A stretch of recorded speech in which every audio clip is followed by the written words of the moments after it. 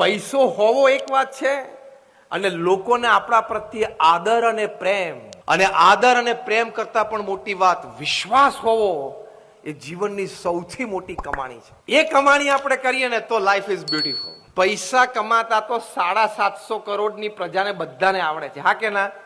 તો જ બધા ખાઈને સૂતા હશે ને રાત્રે. કપડા પહેરતા સારા બધાને આવડે છે, બ્રાન્ડેડ ક્લોથ્સ પણ બધા પહેરે છે. બ્રાન્ડેડ ક્લોથ્સ પહેરવાથી આપણે બ્રાન્ડેડ નથી થતા, એ ખબર છે ને?